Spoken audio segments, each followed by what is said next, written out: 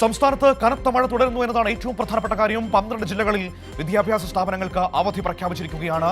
എല്ലാ ജില്ലകളിലും മഴ മുന്നറിയിപ്പുകളുണ്ട്.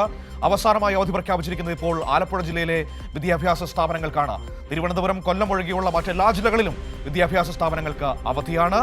എല്ലാ ജില്ലകളിലും യെല്ലോ അലർട്ടാണ്. എങ്കിൽ പോലും ഇപ്പോൾ അവസാന 3 മണിക്കൂറിലെ കാലാവസ്ഥാ വിവരങ്ങൾ കൂടി വന്നിട്ടുണ്ട്. നമുക്ക് പരിശോധിക്കാം എന്തൊക്കെയാണ് നമുക്ക് നൽകിയിരിക്കുന്ന ജാഗ്രതാ നിർദ്ദേശങ്ങളെന്ന്. ആദ്യം നമുക്ക് സംസ്ഥാനത്ത് പൊതുവായിട്ടുള്ള ജാഗ്രതാ നിർദ്ദേശങ്ങളും മഴയുടെ പൊതുവായിട്ടുള്ള അവസ്ഥയും പരിശോധിക്കാം. അതിനുശേഷം വിവിധ ജില്ലകളിലെ മഴയുടെ വിവരങ്ങളിലേക്ക് പോകാം. ആദ്യം തിരുവനന്തപുരത്ത് നിന്ന് സംസ്ഥാനത്തിന്റെ പൊതുവായ ചിത്രം പരിശോധിക്കാം. നൃപൻ നമ്മളോടൊപ്പം ചേരുകയാണ്. നോക്കാം എന്തൊക്കെയാണ് ഇന്ന് സംസ്ഥാനത്ത് പൊതുവായിട്ടുള്ള മഴ നിർദ്ദേശങ്ങളെന്ന്. Nripen, good morning. നൃപൻ, കനത്ത മഴ പെയ്തുകൊണ്ടിരിക്കുകയാണ്. സംസ്ഥാനത്തുടനീളം ദുരിതം വിതയ്ക്കുകയാണ് ഈ മഴ. ഇന്ന് നമ്മുടെ മുൻപിലുള്ള ജാഗ്രതാ നിർദ്ദേശങ്ങൾ, മഴയുമായി ബന്ധപ്പെട്ടുള്ള അലർട്ടുകൾ എന്തൊക്കെയാണ്?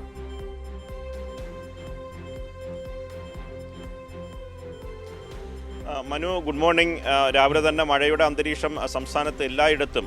മനു തന്നെ മുഖവരയായി പറഞ്ഞ കാര്യമാണ്. 12 ജില്ലകളിലെ വിദ്യാഭ്യാസ സ്ഥാപനങ്ങൾക്കാണ് ഇന്ന് അവധി കളക്ടർമാർ നൽകിയിട്ടുള്ളത്. അവസാനം ആലപ്പുഴയിൽ ഈ ശ്വാസ ക്യാമ്പുകൾ പ്രവർത്തിക്കുന്ന താലൂക്കുകളിൽ മാത്രമായിരുന്നു ഇന്നലെ രാത്രി വരെ അവധി പ്രഖ്യാപിച്ചിരുന്നത്. ഇന്ന് ആ സ്ഥിതി മാറി ആലപ്പുഴയിലും കൂടി അവധി പ്രഖ്യാപിച്ചു. പ്രൊഫഷണൽ കോളേജ് അടക്കമുള്ള എല്ലാ വിദ്യാഭ്യാസ സ്ഥാപനങ്ങൾക്കുമാണ് 12 ജില്ലകളിലും അവധി പ്രഖ്യാപിച്ചത്. ചുരുക്കി പറഞ്ഞാൽ തിരുവനന്തപുരവും കൊല്ലവും ഒഴികെ മറ്റെല്ലാ ജില്ലകളിലും അവധി പ്രഖ്യാപിച്ചിട്ടുണ്ട്. എല്ലാ ജില്ലകളിലും യെല്ലോ അലർട്ട് നിലനിൽക്കുന്നുണ്ട്. മനു സൂചിപ്പിച്ചതുപോലെ 3 മണിക്കൂർ മുമ്പേ വന്ന അപ്ഡേഷൻ, അതായത് 3 മണിക്കൂറിന് മുമ്പ് മാത്രം വന്നൊരു അപ്ഡേഷനിൽ പറയുന്നത് ഓറഞ്ച് അലർട്ട് ഈ 3 മണിക്കൂർ പ്രഖ്യാപിച്ചിട്ടുണ്ട്. തിരുവനന്തപുരം, കൊല്ലം, പത്തനംതിട്ട, ആലപ്പുഴ, കോട്ടയം, ഇടുക്കി, എറണാകുളം ജില്ലകളിലാണ് ഈ ഓറഞ്ച് അലർട്ട് പ്രഖ്യാപിച്ചത്. 3 മണിക്കൂറുള്ള രാവിലത്തെ സ്ഥിതിഗതികൾ പരിശോധിച്ചാണ്. രാവിലെ ശക്തമായ മഴ എല്ലായിടങ്ങളിലും ഉണ്ടായിരുന്നു. നമ്മളിപ്പോൾ തിരുവനന്തപുരം ജില്ലയിൽ രാവിലെ ഇന്നലെ രാത്രി മുതൽ ആരംഭിച്ച മഴ, ശക്തമായ മഴയില്ല എങ്കിലും മഴ അതുപോലെ തന്നെ തോരാതെ നിൽക്കുന്ന അവസ്ഥ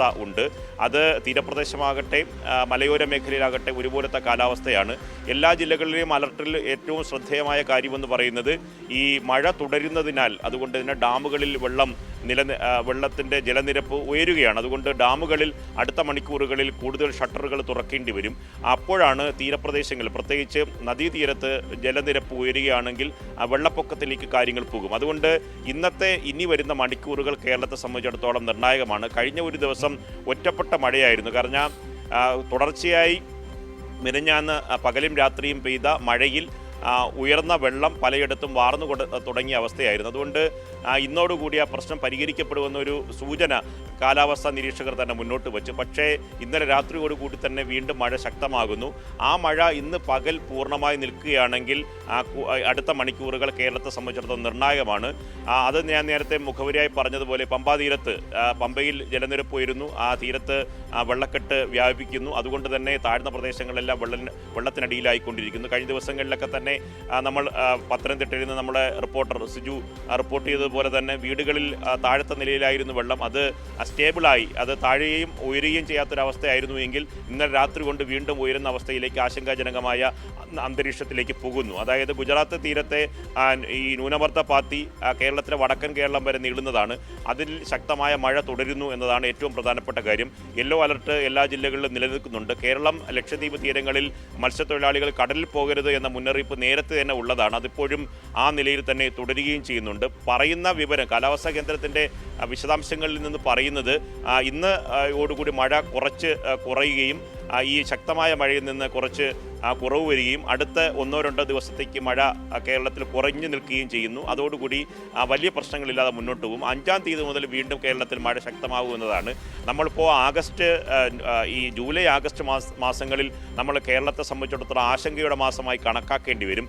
ഏറ്റവും കൂടുതൽ ജൂലൈ മാസത്തെ വളരെ പെട്ടെന്ന് തന്നെ ഒരു ദിവസത്തെ മഴ, ഒരു രാത്രിയും പകലും പെയ്ത മഴ കൊണ്ട് മാത്രം തന്നെ പല ജില്ലകളിലും, മധ്യ കേരളത്തിലും ഒപ്പം തന്നെ വടക്കൻ കേരളത്തിലും വെള്ളത്തിനടിയിലായ അവസ്ഥയുണ്ടായി. അത് ഇന്ന് തന്നെ ഇടുക്കിയിലും പ്രത്യേകിച്ച് കോട്ടയം, എറണാകുളം ജില്ലകളെ സംബന്ധിച്ചിടത്തോളം പ്രത്യേക അലർട്ട് നിലനിൽക്കുന്നുണ്ട്. അതുകൊണ്ട് മധ്യ കേരളത്തെ സംബന്ധിച്ചിടത്തോളം ഇന്നത്തെ ദിവസം നിർണായകമാണ്.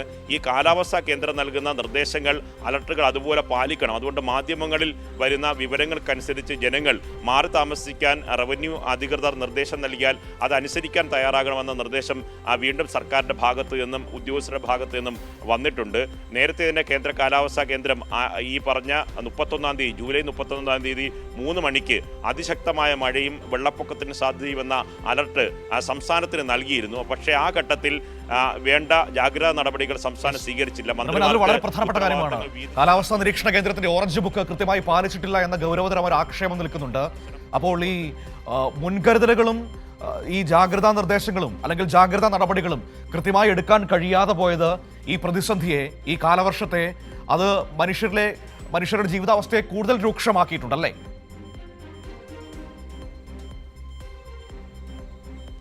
തീർച്ചയായും ഈ ഘട്ടത്തിൽ നമ്മൾ അത്തരത്തിലുള്ള വിമർശനത്തിലേക്ക് പോകുന്നില്ല. പക്ഷേ ഇൻഫർമേഷൻ മാത്രമാണ് പറയുന്നത്. പക്ഷേ ഒരു കാര്യം ഉറപ്പാണ്, കാലാവസ്ഥാ നിരീക്ഷകർ മുൻപ് ഈ പറഞ്ഞ ദുരന്ത നിവാരണ പ്രവർത്തനങ്ങൾക്ക് ഏകോപനം നൽകിയ ഉദ്യോഗസ്ഥരടക്കം പറയുന്നത് 31-ാം തീയതി 3 മണിക്ക് വന്ന സംസ്ഥാനത്തിന് വന്ന അലർട്ടാണ്. കാരണം 2018 പ്രളയകാലം മുതൽ നമ്മൾ ഈ മാസം പ്രത്യേകമായിട്ടുള്ള ആശങ്കയോടുകൂടിയും നേരത്തെ തന്നെ മുന്നൊരുക്കത്തോടുകൂടിയും കാര്യങ്ങൾ കാണും.